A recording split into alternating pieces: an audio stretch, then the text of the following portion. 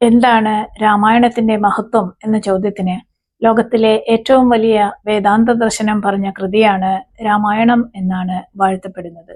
ആ ദർശനം താൻ താൻ നിരന്തരം ചെയ്യുന്ന കർമ്മങ്ങൾ താൻ താൻ അനുഭവിച്ചിടുകന്നേ വരൂ എന്നതാണ്. ഇത് രാമായണത്തിൽ പറയുന്നത് രാമായണത്തിൽ നിറഞ്ഞു നിൽക്കുന്ന വലിയ കഥാപാത്രങ്ങളൊന്നുമല്ല. രത്നാകരന്റെ ഭാര്യയായ കാട്ടാള സ്ത്രീയാണ്. നിരക്ഷരനായ കാട്ടാളന്റെ മക്കളെ പെറ്റുവളർത്തിയ നിരക്ഷരകുഷിയായ കാട്ടാള സ്ത്രീയെ കൊണ്ട് ലോകത്തിലെ ഏറ്റവും വലിയ വേദാന്ത ദർശനം വാൽമീകി പറയിച്ചു എന്നതാണ് രാമായണത്തിന്റെ വൈശിഷ്ട്യം.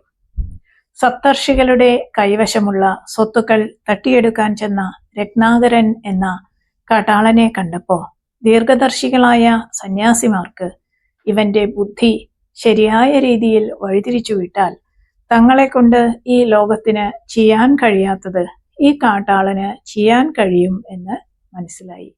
അതിനാൽ അവന്റെ ബുദ്ധിയിലേക്ക് യുക്തിപൂർവം ഒരു ചോദ്യം ഇട്ടുകൊടുത്തു. നീ ഈ ചെയ്യുന്ന തെറ്റുകളുടെ ഫലം നിന്റെ വീട്ടുകാർ കൂടി അനുഭവിക്കുമോ എന്ന് ചോദിച്ചിട്ട് വരിക. ഈ ചോദ്യത്തിനുള്ള ഉത്തരമാണ് കാട്ടാള സ്ത്രീ പറഞ്ഞത്. അവിടെയാണ് രത്നാകരന് പുനർവിചിന്തനമുണ്ടായത്.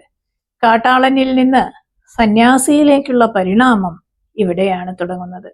മാത്രല്ല, തുടർന്ന് സപ്തർഷികളുടെ സമീപത്തെത്തിയ രത്നാകരനോട് ആ മരം ഈ മരം എന്ന് അഥവാ രാമമന്ത്രം ഉച്ചരിക്കാൻ പറഞ്ഞു. എന്നാൽ അക്ഷരം പഠിപ്പിച്ചു എന്നുകൂടി അർത്ഥം കാണാം. പുറത്ത് ഇരുട്ടകറ്റുവാൻ വിളക്കുകൾ കൊളുത്തണം, അകത്ത് ഇരുട്ടകറ്റുവാൻ അക്ഷരം പഠിക്കണമെന്ന തത്വമാണ് ഇവിടെ പ്രാവർത്തികമാക്കിയത്. അക്ഷരം പഠിച്ച രത്നാകരന്റെ അകത്തെ അജ്ഞാനമാകുന്ന ഇരുട്ട് നീങ്ങുകയും കാട്ടാളൻ സന്യാസിയായി മാറുകയും ചെയ്തു. വാൽമീകി ചരിതത്തെക്കുറിച്ച് അധ്യാത്മരാമായണത്തിലും മറ്റും കാണുന്നത് രത്നാകരൻ എന്ന കാട്ടാളൻ സപ്തർഷികളുടെ ഉപദേശം അനുസരിച്ച് രാമമന്ത്രം തിരിച്ച് മരാമര എന്ന് പറഞ്ഞ് ധ്യാനനിമഗ്നനായി വാൽമീകത്തിനുള്ളിൽ വെച്ച് മുനിയായി വാൽമീകിയായി മാറി എന്നാണ്. പക്ഷേ സ്വന്തം പൂർവചരിത്രത്തെക്കുറിച്ച് നമുക്ക് വാൽമീകി രാമായണത്തിൽ നിന്ന് വളരെ കുറച്ച് അറിവ് മാത്രമേ ലഭിക്കുന്നുള്ളൂ.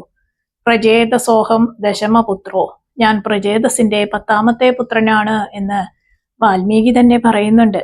ശ്രീരാമന്റെ സമകാലികൻ എന്ന നിലയിലാണ് വാൽമീകി രാമചരിതം രചിച്ചിരിക്കുന്നത്. തപസ്വിയായ വാൽമീകി നാരദരോട് ചോദിക്കുന്ന കോന്യസ്മിൻ സാമ്പ്രതം ലോകേ ഗുണവാൻ കശ്ച വീര്യവാൻ എന്ന്, അഥവാ ജീവിച്ചിരിക്കുന്നവരിൽ ഗുണവാനും വീര്യവാനുമായവൻ ആര് എന്ന ചോദ്യത്തോടെയാണ് രാമായണത്തിന്റെ ആരംഭം. വാൽമീകി രാമായണത്തിൽ രാമൻ വനവാസകാലത്ത് വാൽമീകിയെ കണ്ടതായി പറയുന്നില്ല.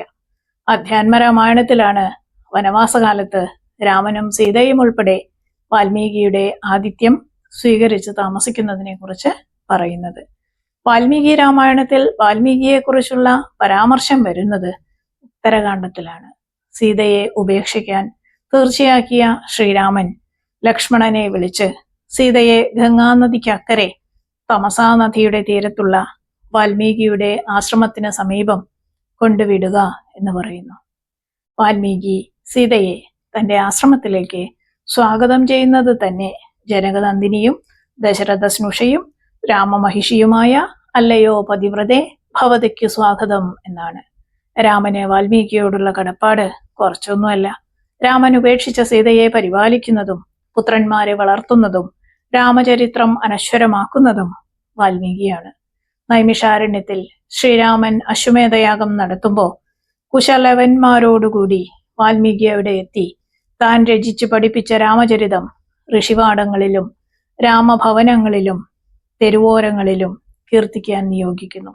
തുടർന്ന് ലവകുശന്മാർ സ്വന്തം പുത്രന്മാരാണെന്ന് തിരിച്ചറിഞ്ഞ ശ്രീരാമൻ ദൂതന്മാരെ വിളിച്ച് സീത സഭയിൽ വന്ന് ശപഥം ചെയ്ത് പരിശുദ്ധി തെളിയിക്കട്ടെ എന്ന സന്ദേശം വാൽമീകിയെ അറിയിക്കാൻ ആജ്ഞ നൽകി. വാൽമീകിയുടെ പിന്നാലെ കൈകൾ കൂപ്പി ഋഷിവാടത്തിലെത്തിയ സീതയെ നോക്കി സീത പതിവ്രതയും ലവകുശന്മാർ രാമന്റെ പുത്രന്മാരുമാണെന്ന് വാൽമീകി രാമനോട് പറഞ്ഞു. തുടർന്ന് സീതയുടെ ശപഥത്തിനുള്ള രംഗം ഒരുങ്ങുമ്പോൾ രാമനെ നനച്ചുകൊണ്ട് ഭൂപുത്രി മാതാവിനോടൊപ്പം അന്തർധാനം ചെയ്തു. അങ്ങനെ സീതാരാമചരിതത്തിന്റെ ദൃക്സാക്ഷിയാണ് രാമായണത്തിലെ വാൽമീകി.